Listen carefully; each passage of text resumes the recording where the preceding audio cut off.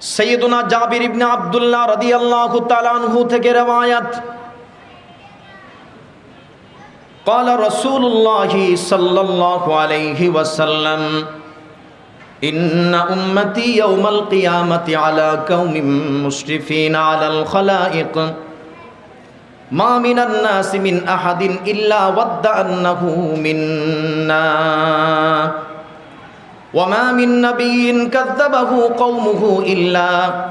ونحن نشهد أنه قد بلغ رسالة ربه عز وجل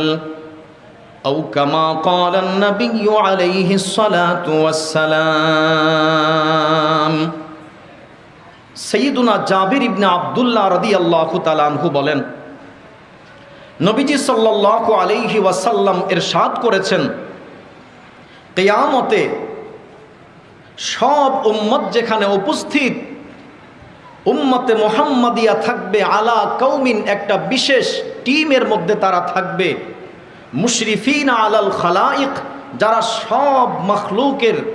নিগরানি আর দেখাশোনা করবে, তাদেরকে সেই বিশেষ টিম বা বিশেষ সেই পর্যবেক্ষণ দলের অন্তর্ভুক্ত করা হবে, এক বিশেষ মর্যাদায় সেদিন তাদেরকে ভূষিত করা হবে।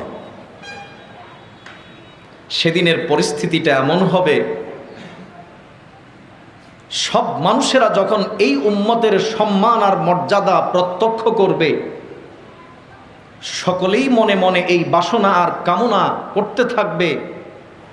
মা মিনান নাসি মিন আহাদিন ইল্লা ওয়াদ্দা আন্নাহু মিন্না, সব মানুষেরাই চাইবে তারা যদি এই উম্মতের অন্তর্ভুক্ত হতে পারত। তাদের ভিতরে সেই আক্ষেপ কাজ করতে থাকবে যখন এই মর্যাদার সম্মান বাস্তবে তারা দেখতে পাবে এই উম্মতের। নবীজি বলেন, ওয়ামা মিন নাবিয়্যিন কাযযাবাহু কওমুহু ওয়া নাহনু নাশহাদু আন্নার রুসুলা কাদ বাল্লাগু রিসালাতা রাব্বিহি আযজা ওয়াজাল। সেই দিন কোন উম্মত যদি কোন নবীকে মিথ্যা প্রতিপন্ন করে, তার প্রতি অপবাদ দেয় যে নবী দায়িত্ব পালন করেনি, সেদিন আমরা ওই নবীর পক্ষে সাক্ষ্য দিব, আমরা এই কথা অকপটে বলবো যে আন্নার রুসুলা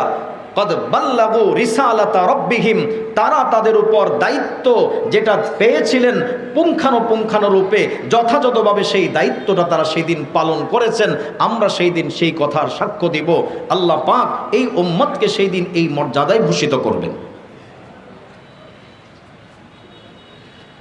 দুই, এই উম্মত সাক্ষী হওয়ার দ্বিতীয় আরেকটি ব্যাখ্যা তাফসীরে রয়েছে, এই উম্মতকে এমন এক সম্মাননা আর মর্যাদা দেওয়া হয়েছে, সত্যিকার অর্থে অন্তরের গভীর থেকে যদি এই উম্মত কারো ব্যাপারে সাক্ষ্য দেয় যে লোকটি ভালো, তাহলে আল্লাহ পাক এই উম্মতের এই বাস্তবসম্মত সাক্ষ্যটা গ্রহণ করেই তার এই সাক্ষ্যের ভিত্তিতে ওই লোকটাকে ভালো হিসাবে গণ্য করবেন এবং কিয়ামতে তার জন্য জান্নাতের ফয়সালা করে দিবেন।